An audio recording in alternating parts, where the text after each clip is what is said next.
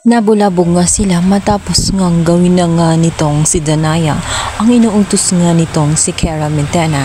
Nagulat sila hanggang sa matuklasan nga nila pagdating doon kay Imaw na ito palang si Danaya ay mayroong salamangka na nababalot.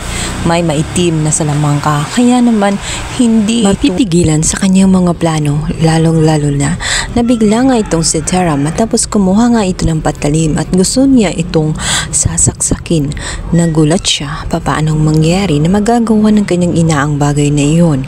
Ngunit nataon din siya kalaunan.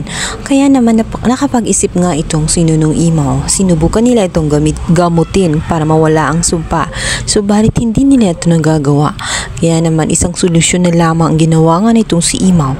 Napakatalino ni Imaw sapagkat naisipan nga niya na ikulong na nga lang muli itong si Danaya sa isang bula nang sa ganun ay hindi niya masaktan ang kanyang sariling anak. Ligtas na si Danaya maging itong si Tara, subalit hindi maiwasang malungkot itong si Tara dahil doon nainis naman itong si Flamara at sinabihan na napakaiyakin niya at mahina pa rin ang kanyang loob. Hindi pa rin maiiwasan na ikumpara nga si Tara sa ibang mga sangre.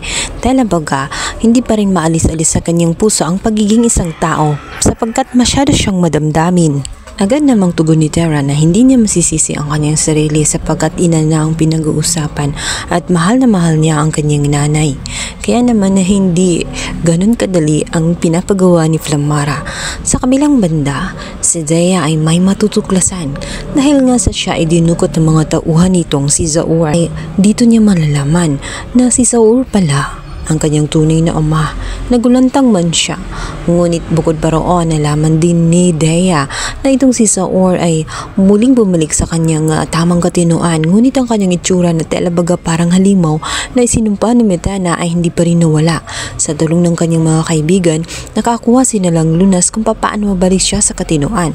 Kaya naman naalala ni Zaur na anak niya si Dea.